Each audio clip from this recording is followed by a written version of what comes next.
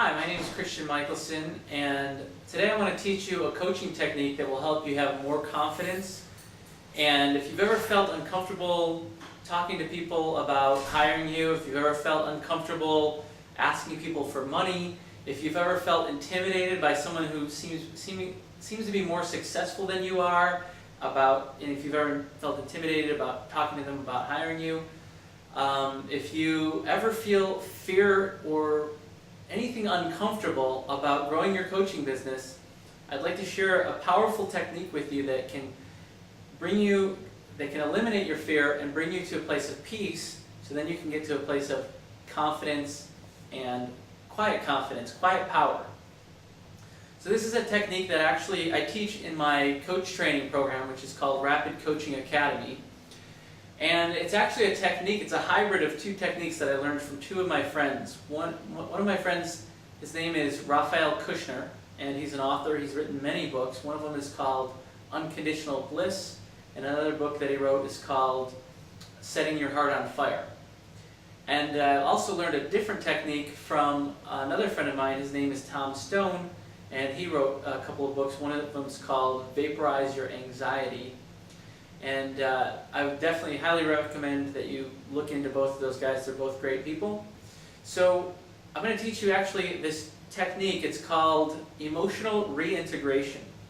So I've taken what I've learned, the best of both of these techniques, and put them together into one very powerful technique that's going to help you overcome any fears, anything that's standing in your way of feeling really strong. So here's how it works. First of all, what you need to do is when you feel something, you have to notice that whatever it is that you're feeling somewhere in your body. So the first thing that we want to do is we want to notice where in your body you're feeling that feeling. The second thing to know is that whatever it is that we're afraid of, if we're afraid, fear of rejection, or fear of looking silly, fear of looking stupid, fear of public speaking, whatever we're afraid of, we're actually afraid of how we would feel if something bad were to happen. So if something bad happened, then oh my gosh, I would feel so humiliated, or I'd feel so whatever it might be. And once you know that everything that we're afraid of, all fear is fear of feeling, then whatever it is that we're feeling maybe isn't so scary. Now we could be afraid of physical feeling, like a fear of getting beat up, or fear of heights, or fear of getting burned, or something like that. But 90% of all of our fears are actually fears of emotional feelings. And all of our feelings are somewhere in our body. So what I would recommend for you to do is, if you can think of something right now that you'd like to overcome a fear of, think about what it is that you're afraid of, and then notice what it feels like in your body to have that fear. Now you might feel it somewhere in your solar plexus, you might feel it in your chest, you might feel it in your throat. Wherever you feel it, it's totally normal and natural. It could be anywhere. And just notice where it is in your body. And then the second thing that you need to know about feelings is that many feelings, when we're young, they can be very overwhelming to us. So what we did at a young age was we decided to put that feeling aside and try not to feel it. Try to put the lid on that feeling. And we've done a decent job of it, not a good enough job that we don't totally feel it, that we don't feel it somewhat, but not a... So we feel it to a certain degree, but not completely. So what we really need to do is we need to take the lid off of the feeling and allow the feeling to get big, intense, scary, maybe even overwhelming for a moment, and just let that feeling through. So I have a good analogy that I like to use, is that I want you to, imagine that if you had a baby that was crying and it was really annoying you, you could take that baby, take him downstairs to the basement, open the closet door, put him in the closet, close the closet door, climb back upstairs, turn on the TV, and turn up the volume. And that's how most of us deal with our feelings. We use something to distract ourselves. Maybe it's TV, maybe it's drinking something, eating. There's all sorts of things that we do to distract ourselves from fully feeling what it is that we're feeling and fully being present to what we're feeling.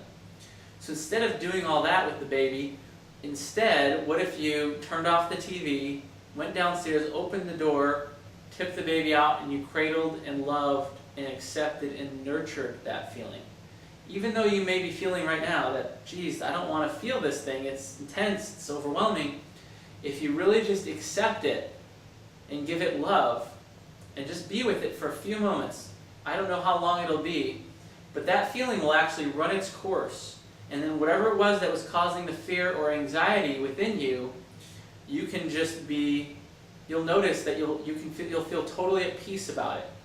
Now you've got to stay with that feeling for however long it takes till it goes away, and you can't be with the feeling to try to make it go away. You've got to be with the feeling to just allow it to run its course. Also, sometimes we'll get into our mind about the feeling, or we'll start analyzing it. We might get some good information about the feeling, but if you notice yourself analyzing it, come back to the feeling and let yourself just be present to what it is that you're feeling.